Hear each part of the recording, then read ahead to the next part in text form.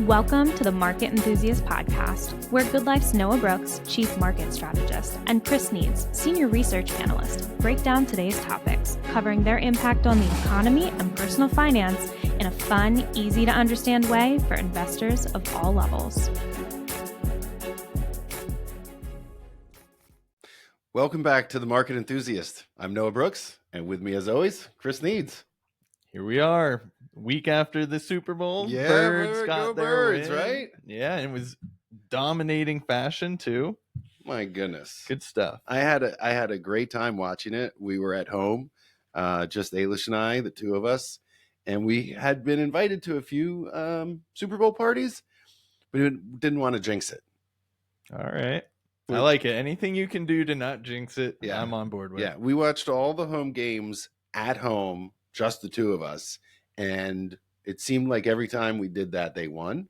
So we stayed at home and watched it, just the two of us. Lex and I wore the exact outfits that we wore for the NFC Championship game because that went so well. First play of the game, score a touchdown.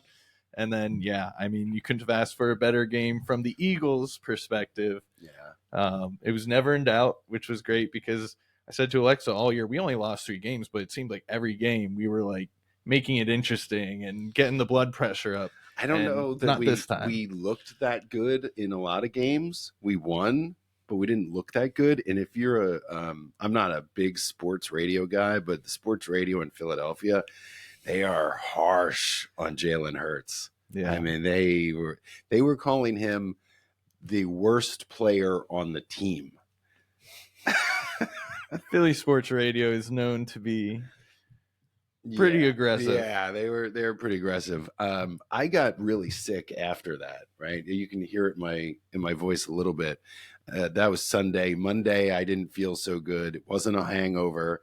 Tuesday, I came in for a meeting and I left after the meeting. And then it was just, Wednesday, Thursday, Friday, I was dead to the world. I think it's going around. News reports locally are that we're having a really bad flu season, and I'm glad it's just flu. Yeah. Or whatever else is. I didn't test for COVID. I didn't think about COVID. It was just being sick. So I joked, I mentioned this to you the other day. I joked on one of our previous podcasts about if I got sick again or when we ran out of the COVID test, if I'd buy more. And I said, no, I wouldn't. I'm out of that phase, whatever. And my Nana Mabry, Alexa's grandma, ordered us more COVID tests. So nice. Thank you, Nana Mabry. So I did go to our local CVS, the local drugstore, for when I was sick. We were getting some Mucinex and a thermometer and a bunch of things. And they had COVID tests for sale. But I couldn't bring myself to buy one. I was just like, you know what? I'm not going to do it. And I don't know if that makes me silly or not, but I didn't even want to think about it. Good on you. Yeah. Yeah, I don't know. Did you guys do anything special for Valentine's Day? We were sick. Oh, yeah. Yeah, Friday. We were through it. We were both sick. I mean, I worked a little bit from home on Friday, but we were essentially sick. We had plans for massages later in the day, and then we were going to go out for dinner, and we didn't do anything. Yeah, nothing. What about you? My head was in a book for the previous couple days, and then I took a test in the morning. So I literally came home, like shut the blinds and laid down, took a quick couple-hour nap, and then we didn't do anything for actual Valentine's Day. Got her crumble in Starbucks on Tuesday, my last day in the office, and we're going to do dinner sometime this week. So spraying it out because we don't want to do dinner near Valentine's Day. That's just absolutely not fun. I have done that before in the past. Ailish and I have done dinner on Valentine's Day, and it's not great. Yeah. It's not a great experience. They just want you to go in, eat, drink, leave so they can bring another customer over for the table. I don't love it. I'd much rather. No, it doesn't seem romantic to me. I don't want to do it on Valentine's Day dinner. Well, I agree with you. Yeah. And I planned it out that way. Yeah. But so last week was not that big a week in the market. We had some ups, we had some downs, but essentially we've been flat now for the last few weeks. We're sitting right around 6,100 on the S&P. I think we actually closed down a little bit today. but we're just off all-time highs. But there's this kind of lingering, like we're waiting for the next shoe to drop type of thing. And it doesn't feel like we're going to, I mean, we could at any time. And I hate to say feeling, because that's not facts, right? But it doesn't feel like we're going to break out to new highs. It seems like people are waiting to sell on the next bad news that's out there. Yeah, it didn't feel like a strong week.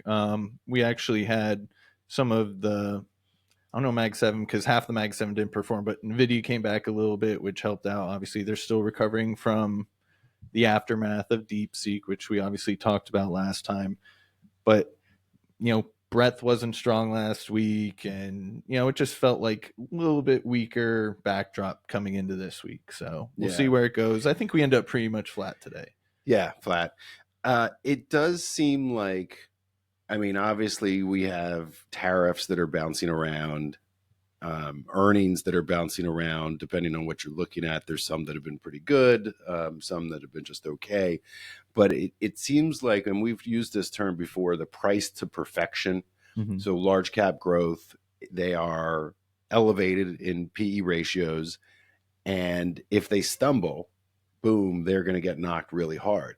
But conversely, we saw AppLovin last week had some great numbers, go nuts, up 150 points or something like that. NVIDIA obviously took it on the chin after DeepSeek, and now we're back right up. I say we're right back up to close to all-time highs on NVIDIA. Yeah. So not quite the all-time highs, but we are back. We're back. Yeah. We're making some progress there. But I would say there was all this euphoria immediately after the election, and maybe that's, the super wealthy maybe spending more and unleashing some cash to the rest of us. But ever since, like you said, we have tariffs now, and now it seems like interest rates are going to stay pretty steady for this year. Maybe we'll get one or two, assuming nothing breaks. We might get one. I'm not sure. I would say if something doesn't break this year, we might not get a rate cut, just based on where inflation was. We had the CPI report come out, and it was definitely warm. I mean, if you go back to the fundamental reason why the Federal Reserve lowers or raises rates, right? It's the cost of money. So it's either going to make it more expensive to borrow or less expensive to borrow. And if we're kind of resting on my gosh, we could go higher on inflation, there's no way that they are going to lower rates. They don't want to be looked at as the guys who brought inflation back because they A, didn't do enough, or B, reacted to too much to bring rates down. But the Federal Reserve Chairman Powell, he's in a tough spot with the president. The president wants him to bring down rates unequivocally, and do it now. And Bessent's in the intermediary. He's trying to calm the waters. It seems like he's between the two of them, saying we want to focus on the 10-year.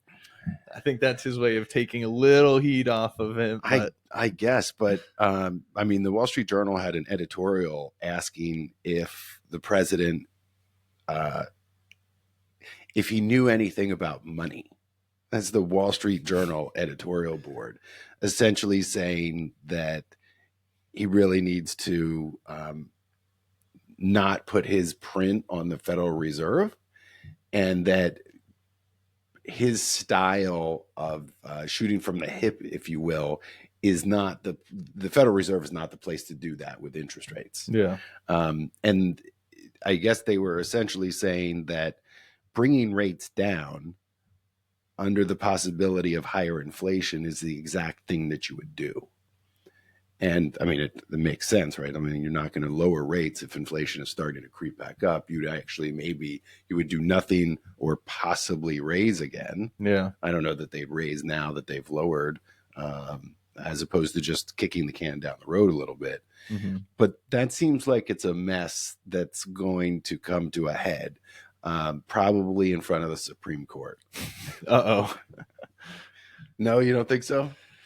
I don't think he'll get that far, but I don't know. We'll probably see some volleys on Truth Social or maybe Twitter from one to the other.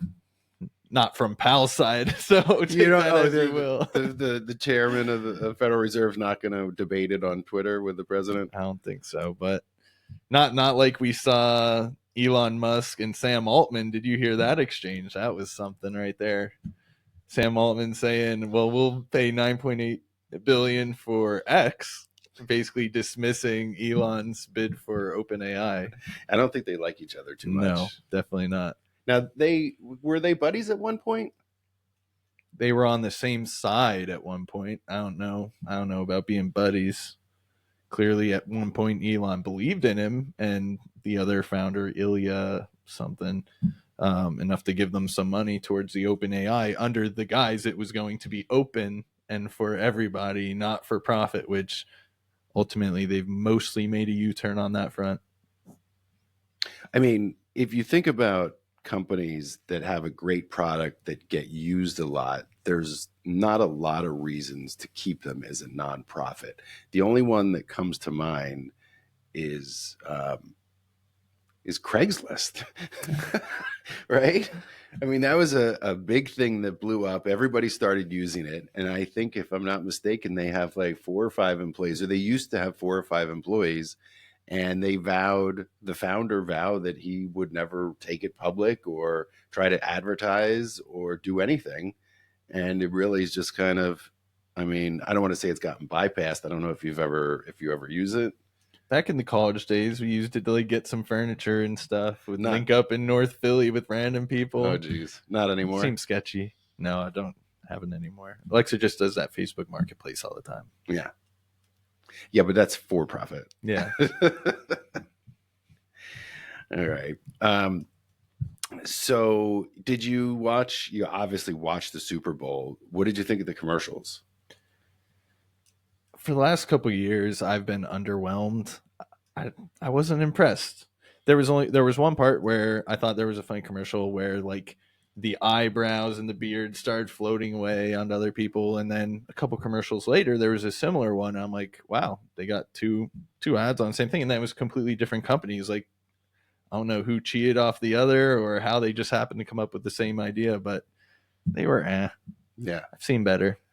I don't really think they tried at all. I didn't see any crazy commercials on it, and we watched and we paused when we got up. But I mean, back in the day, it used to be the craziest commercial one or the funniest commercial one, and they all seemed pretty normal to me. Yeah, there was that Martha Stewart commercial at the beginning for Skechers where she's doing. It's not the crip walk. What's the walk that the kids do where it looks like they're floating? I don't know. No. So she does that, but it looked horrible. It looked like some kid with an iPad generated it as opposed to a giant production facility. Multi-million-dollar. Yeah, it looked like they cut out her head from a magazine and put it on a video instead of actually generating it with software. It was very poor. I thought it was very poorly done. But I did go out and buy some Skechers. No, I'm kidding. It worked. I'm kidding. There were a lot of auto commercials. I don't know. You're not in the market for a pickup truck anymore now that you have your Tesla.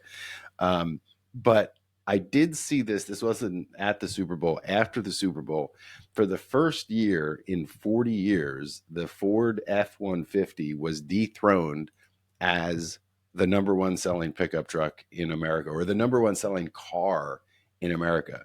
Do you know what dethroned it? I don't. I would say a Tesla Model Y, although I think those sales probably fell off at the end of the year.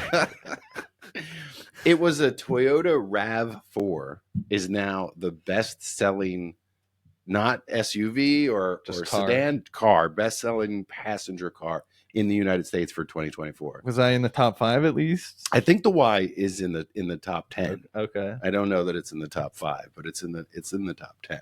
Now, F-Series is still the best-selling pickup truck. There's a lot of, pickup trucks sell a lot, but in terms of Silverados had to have been up there. I think that was in the top 10. Yeah. But in terms of passenger car, single model, it was the RAV4, which really surprised me. I remember when they came out, they were small little kind of crap boxes. Now they're... Our teammate Rachel loved hers. Yeah. She wants another one. As soon as she got rid of it, got taken out by a deer, apparently. Oh, yeah. That happens sometimes around here. So what else happened this last week? I'm just going to go back to CPI real quick. Yeah. Because CPI came in hot and the market didn't like it, obviously. We got a little bit of bounce back on PPI a couple days later. But yeah, 45 months above 3% on core. Not good. And shelter component, again, the largest component, just crushed us. I mean, it was up 0.4% month over month. And that's about 30% of the gain on the CPI headline index. So we got to figure out this housing situation because, I mean, well, when you say figure it out, I mean, we have interest rates that are still in the mid sixes, close to 7. We don't really have a new wall of building coming. People are building houses, builders are building, but it's not like in 2025 there's going to be 50% more houses built. if we had a developer in charge who could just make this all happen for us, that would be great. You mean a real estate developer? Yeah. Yeah. You would think he could solve the housing crisis, right? Now, I don't know if it's a crisis. When you hear about housing crises, you think of global financial crisis. This is the opposite. This is the opposite, prices are right. too strong. Prices are strong, and there's just not enough being built. And there hasn't been enough being built actually since the global financial crisis. And now you have interest rates, even though they are significantly higher than they've been in the past, they're not all that high. The first time that I bought a house in 2002, my first mortgage was over 8%. And now everybody's complaining. Now it's all relative. It is relative because it wasn't a $300,000 or $400,000 house, right? Mm-hmm. It was a $110,000 house in 2001. I guess if I had to go buy a $400,000 or $500,000 house at 7 or 8%, I would be pretty chaffed about that. Yeah. Yeah. And when you look around, at least here in Pennsylvania area, there's virtually nothing that starts with a 1, 2. You get into the 3s with some things, but really the inventory that's on the market now is in the 4, 5, 6, 7 range. Yeah. Right. 400,000 through 800,000 here locally. That's not first time buyer area. Mm-hmm. I don't care. I mean, maybe a rock star first time buyer, but for the average person, a few years out of school, buying a house for the first time, maybe moving in with a girlfriend or a new bride or new groom. I mean, that's not first time home buyer. Yeah. Those houses are all but gone. And if you have one, I think the stat is that 60% of all mortgages are under 4%. Yep. Right. That's correct. And so if you're at like me, I'm at 2.875. We refied in 2019. I'm not saying that I would never move. I would actively consider moving. But it would have to be just an amazing to make you give up that rate. Yeah. Right. I mean, there would be very little that could make me do that unless something crazy came along. And I think there's a lot of people out there that are doing that. So the houses that you see coming up or that I see coming up locally, there's only one reason they come up is because the people passed away. Yeah. Right. Mm-hmm. You can tell by the interior as like it's on Zillow or whatever. It's like, I think I know what happened here. Oh boy. You have like the arm bar in the shower. I'm okay with the arm bar in the shower. I'm not opposed to that. It gets slippery. I'm not there yet. You're not. Yeah, it gets slippy there. Yeah, but to your point, inflation is popped back up a little bit. It doesn't seem horrible. We have this, we'll call it a national egg crisis. I went to the store this weekend, and eggs here at our local store were between $5 and $8. I don't know that that's crazy, but it's not cheap. Yeah. And it's certainly something that isn't going to like disappear. Now, I don't know that eggs are in that CPI basket. They may be. Definitely but they're certainly not 30% like housing. Oh, yeah. They're right? definitely minimal. Yeah. Within the food component. Yeah. And if eggs go back down, you're going to see that as well. Right. Yeah. I think it's just an indicator because not all people have bagels or cinnamon buns or what have you, but I would say a majority of people probably have some form of eggs in their breakfast. That's why everybody gets them, so everybody notices it. Because I mean, what's the big deal? $4 to $6 to $8.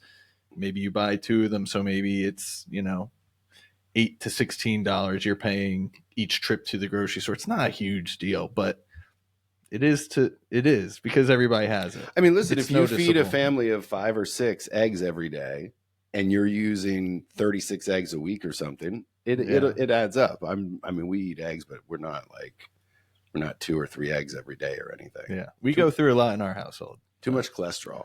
Oh, okay. Yeah, I do the egg beaters sometimes. Just the egg whites. Yeah, you ever do that? Yeah, I have. I like it. An egg white omelet with peppers and onions. Maybe a little bit of spinach. I didn't eat breakfast. I'm starving right now. No, You didn't have anything today? No. I don't know why you do that to yourself. I couldn't get through the day. I'm surviving. Yeah. All right. Good luck. So something else that came out this past week while I was sick, Jamie Dimon, the CEO of JP Morgan, one of the largest U.S. banks here in the U.S., obviously, he has a no soft spot, let's say, for working from home. There was a leaked audio that came out this week. Jamie Dimon talking at a town hall for like 1,000 people and basically telling everybody that working from home is BS and that working from home on Fridays by itself is a joke and everybody needs to get back to the office. And if you don't like it, you can go pound sand. He said it very aggressively, and he used the example of when he calls people on Friday, no one picks up. I'm calling BS on that right now because I don't care who it is. If Jamie Dimon is calling you, people are picking up. Especially within JP Morgan. I think you're going to get Besant. I said to you, yelling at him, she or Besant, they will pick up that call immediately. Do you think he's calling an intern and an intern's like texting and he goes, oh, I'll call him back or something? Like I think he's trying to just act like he's a normal person. People don't pick up the phone because other people make calls and no one picks up. No, but people are picking up his call. I'm calling BS on that. I mean, I get his point. It was almost like, hey, I'm calling down to the trade desk and nobody's answering their phone. That it doesn't seem to make a lot of sense to me. I'm not buying it either. But nevertheless, he is telling everybody to get back to work. And the other thing that he really was pissed off about was the idea of when people are working from home and they're on a Zoom virtual meeting, that people are not engaged in the meeting, right? That they're on their phones or they're checking their emails or they're just kind of zoning out, waiting for it's their time or their time either to talk or their time to listen, and that everybody's just checked out. What do you think about that? He was fired up about it, that's for sure. I get it. I do think there's a decrease in productivity. I think that's borne out in fact. I don't know how to quantify it for different industries and things like that. And, it depends on your workers too. How much do you trust them, or how busy is their caseload where they feel like, well, I worked my butt off the first 4 days, so I'm going to give myself a half day basically. It's tough. Did you see Andy Jassy and Amazon, what they're running into though? Well, they're doing the same thing, right? They're doing the same thing, but they found out they didn't have enough office space and specifically chairs for all the people that are coming back in. I missed that one. Yeah, so I'm like, you guys have the Connects, like get that 1 day delivery and get those seats in here. Order it on Prime. Cheeks in the seats, man. How many employees does Amazon have? Do you know? Well, they're the second biggest employer behind Walmart, I think. So it's got to be like 500,000 or something wild like that. Yeah. But it seemed to me that a lot of those people are not working from home, right? They're going to be warehouse workers or delivery workers. I would assume, yeah. I mean, you have the large contingent of like AWS and whatever, but like those, how much would they be doing? They're probably the ones they can't find seats for, is literally like the AWS and like the more tech side of things. I'm mixed on work from home. I think there's certain times where you can do it, but if you like if the schedule is, well, I work from home, Thursday and Fridays, I think people think that that is a time for them to be more responsive than proactive. Like they'll respond to an email or they'll hop on a Zoom. But I don't know that working from home, everybody is gangbusters to work, starting, bright and early. And you certainly don't have that back and forth of idea generation between people, whether it's you and I or anybody else. You just don't have that when you're working from home.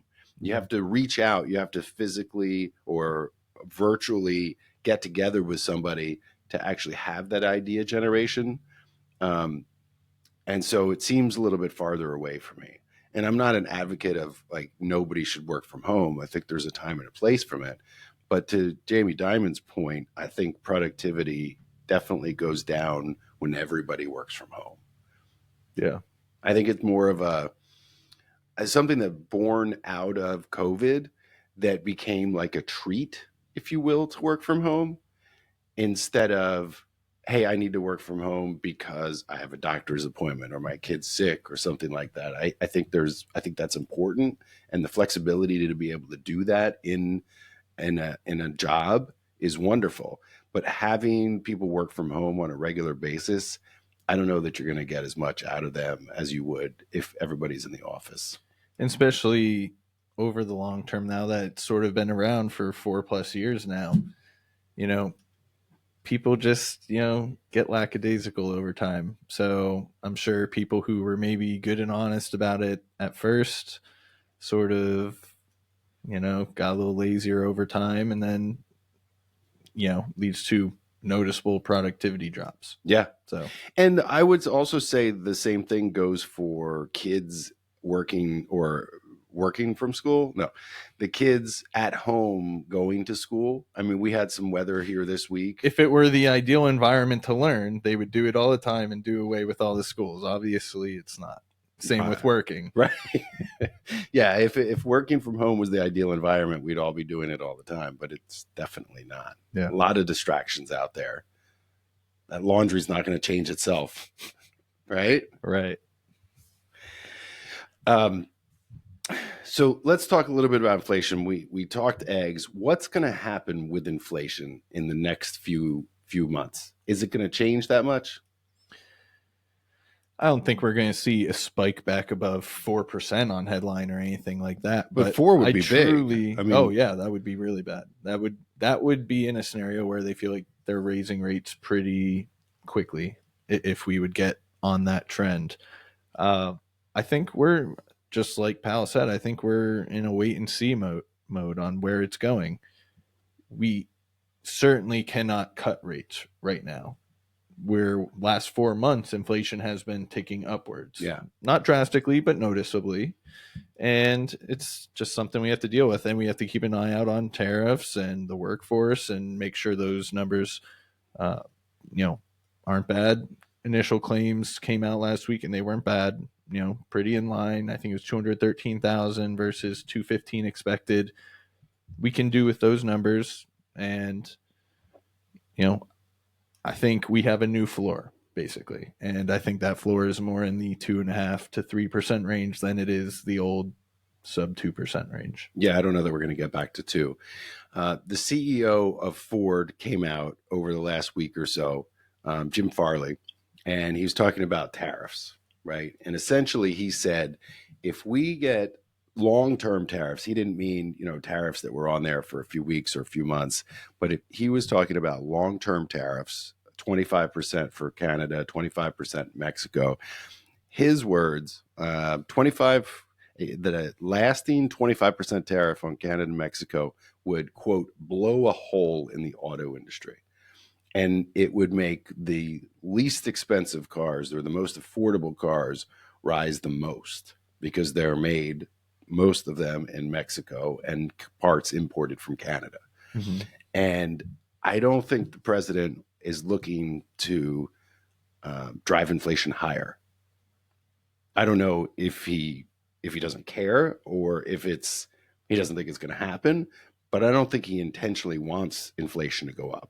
And right. He certainly doesn't want to be responsible for it. But there are a lot of CEOs out there, especially within the auto industry, that are saying that if we get those tariffs, that's exactly what's going to happen. Mm-hmm. I think they took the off ramp from it and they gave it that 30 extra days. I don't think we're going to see it. My hope is that we don't see it. I'm not really pro tariffs, obviously. I can see in certain situations where there's theft and things like that where maybe you think it's required, maybe like with China. But yeah, I mean, I don't want to see us tariffing Mexico and Canada. Wouldn't be ideal. It doesn't seem good for inflation. Right.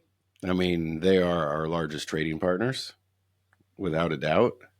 And yeah, that seems like would have a pretty big impact on inflation. And he's not going to be telling Powell to lower rates if inflation's trending higher. Yeah. And someone has to be around to tell him that, right? I mean, somebody's got to let him know, hey, man, these things don't jive. Yeah. It's not going to be me. I think they're still a negotiating tool, and I think they found that off ramp, and they're talking right now, and I don't think we'll ever see it. Hopefully. Okay. What else do we have here before we wrap up? Anything good? Not too much. I mean, we have Europe. We've talked to them about how their economy's sort of on the precipice of recession, specifically Germany, who's typically the powerhouse of the European economy. But that's true. Their economy isn't in a great position, but the German DAX is at an all-time high. And I think we're sort of seeing, we said in our annual outlook, we sort of talk back and forth about what we see happening geopolitically. And one thing we mentioned is, their economy is not doing well, but there's the variable of a peace dividend. If there is an off ramp in Ukraine that doesn't involve a larger scale European commitment there or a larger conflict, and even though we don't have peace yet, I think there are conversations, whether people are satisfied with how they're going or not. I think there are conversations happening towards peace. And I think that's a little bit why there's I call it a peace dividend going on in the German market right now. Yeah.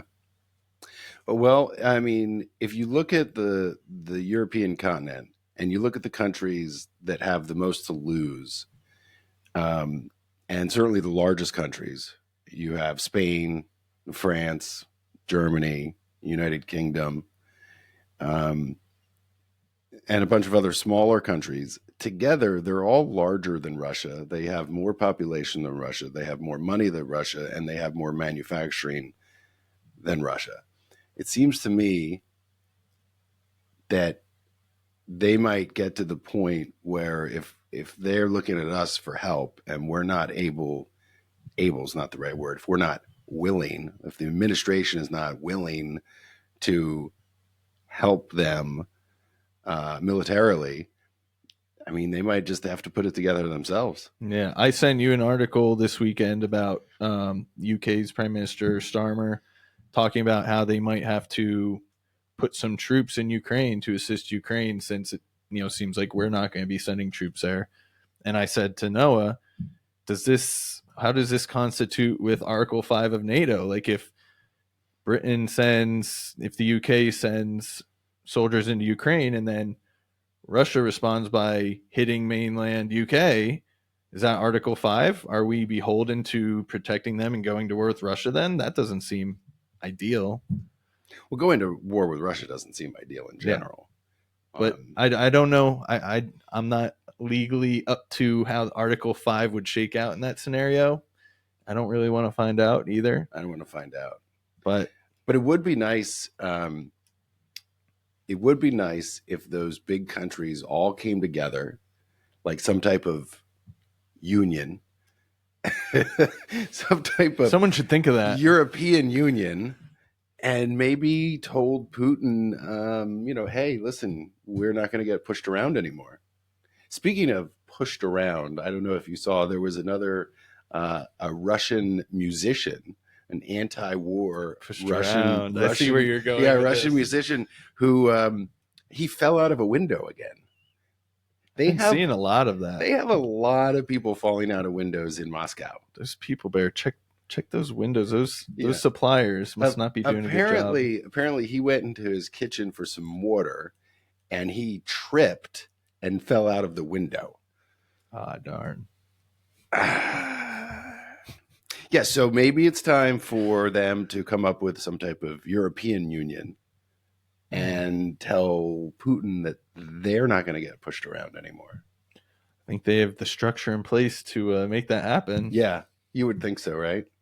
You would think so. All right. Thank you so much for joining us today. Questions, comments, concerns, send them in to Market Enthusiast at goodlifefa.com. We appreciate your time, and we look forward to seeing you next week. The opinions voiced in this podcast are for general information only and are not intended to provide specific advice or recommendations for any individual. To determine which strategies or investments may be suitable for you, consult the appropriate qualified professional prior to making a decision. Economic forecasts set forth may not develop as predicted, and there can be no guarantee that strategies promoted will be successful. All performance referenced is historical and is no guarantee of future results. All indices are unmanaged and may not be invested into directly.